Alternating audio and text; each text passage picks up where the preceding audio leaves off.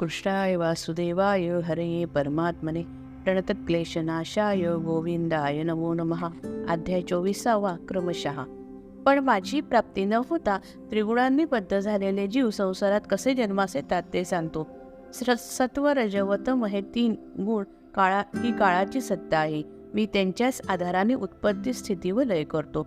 लोकांच्या वासना हेच त्या कालसत्तेचे प्रेरक सूत्र. चराचर संसार त्यावरच उभारलेला आहे. या गुणांमुळे जीवाला उच्च किंवा मध्यम गती किंवा अधमगती प्राप्त होते. अनेक जन्मांचे संकट भोगावे लागते. जीवाला हे फेरे प्रकृती पुरुषांच्याच कार्यामुळे व मुख्यतः वासनारूप कर्मप्रेरणेने घालावे लागतात. जगातील यच्चयावत आकृती, प्रकृती व पुरुष, जड व चेतन या दोन्ही अंशांनी उत्पन्न झालेल्या व घडलेल्या असतात.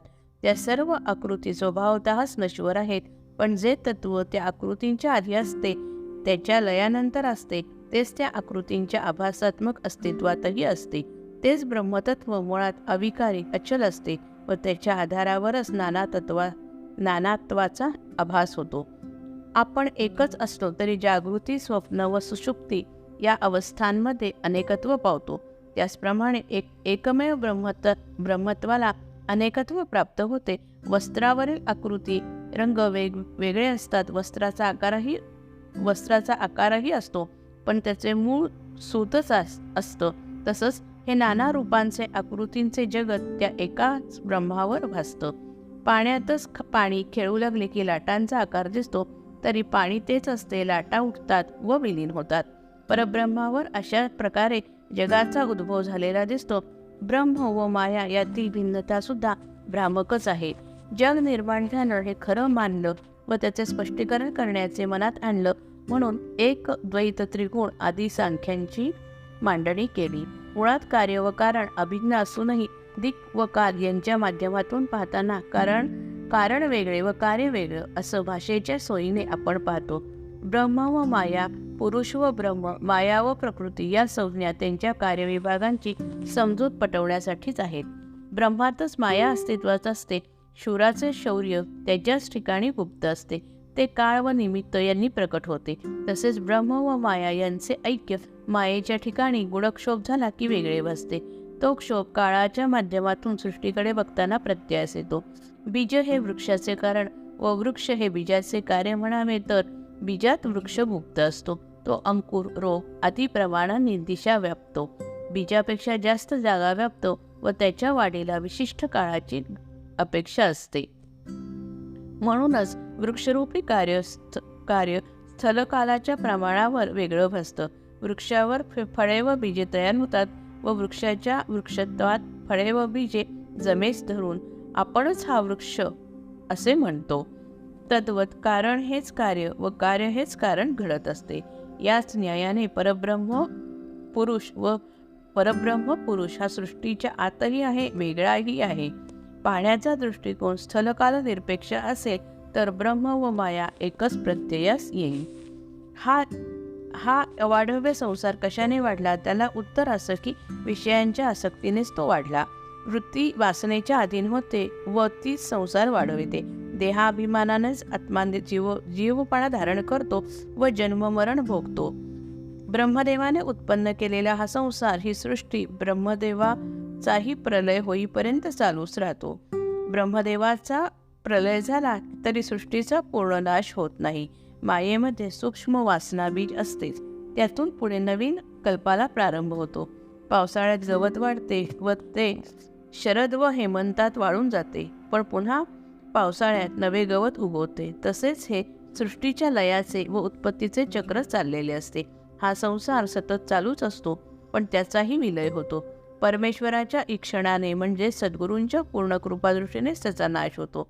पूर्ण ब्रह्मज्ञान झाले की संसार झालेलाच नाही असे होते.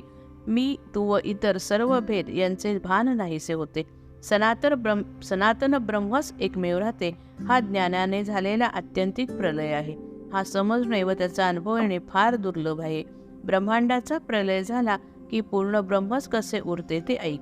14 लोकांसह हे ब्रह्मांड ब्रह्मदेव यांनी कल्पलेले आहे. त्यांची निर्मिती, स्थिती व समाप्ती काळच करतो व तो काळ म्हणजे मीच आहे. पंचमहाभूतांचे भिन्न भागही काळाकडूनच रक्षिले जातात. पण सर्व सत्ता मी संहाराच्या वेळी आवरून धरतो. त्यामुळे पंचमहाभूतात फार मोठी खळबळ उडते. ती कशी ते ऐक. आकाशापासून क्रमाने पंचमहाभूतांची निर्मिती झाली. त्याच्या उलट प्रलयाचा क्रम असतो.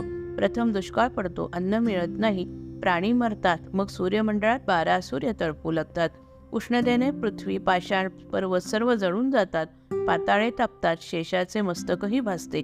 तो विषयुक्त अग्नीच्या ज्वाला उगतो. तो विषयुक्त अग्नीच्या ज्वाला उगतो.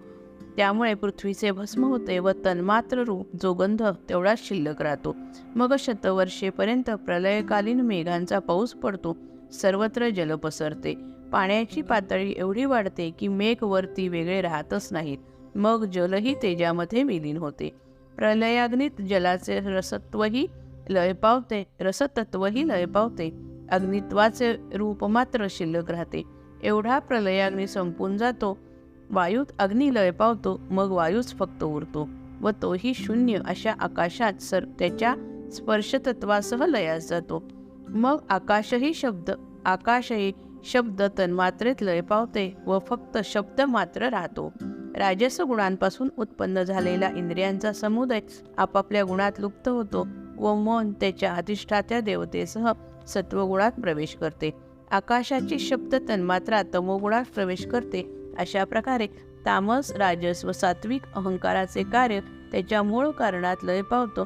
3 गुणही अभिमानासह महत्त्वात विलय पावतात. नंतर महत्त्वही कारण गुणात लय पावतं. अव्यक्तात म्हणजे सूक्ष्म प्रकृतीत लय पावतो. त्यावेळी सर्व आकारांचा लोप होऊन जे अव्यक्त राहतं त्यालाच बीज म्हणतात.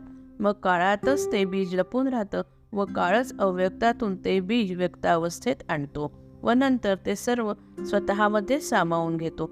तो काळ म्हणजेच पुरुषाचा पूर्णक्षोभ. उत्पत्ती स्थिती व लय या तिन्ही अवस्था संपल्या म्हणजे काळाचे काहीच काम उरत नाही.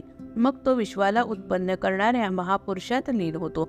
मग तो महापुरुष माझ्यामध्ये अर्थात आत्म्यामध्ये लीन होतो व आत्मा म्हणजेच पूर्ण ब्रह्म असल्यामुळे प्रलयानंतर पूर्ण ब्रह्म शिल्लक राहते.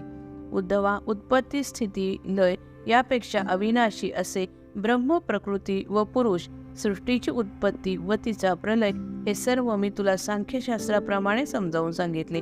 या सांख्यशास्त्राचे ज्ञान ज्याला पूर्ण होते त्याच्या ठिकाणचे अज्ञान व भ्रम नाहीसा होतो. हे सांख्यशास्त्र म्हणजे विवेकाचाही विवेक, सूर्याचाही आदी सूर्य, ज्ञानाचा मुकुटमणी आहे. तो वेदाचाही वेद, बोधाचाही आदिबोध, आनंदाचाही निजानंद आहे. माझंच ज्ञान आहे. सांख्यशास्त्र सर्व संशय निराकरण करून लिंगदेहरूपी जुनाट वृक्षाचा नाश करतो. जो मनुष्य सर्व प्राणी मात्रात एक भगवत स्वरूप पाहतो व कर्म करताना मी करता असा अभिमान ठेवीत नाही त्याला सांख्यशास्त्र अवगत आहे असे समजावे.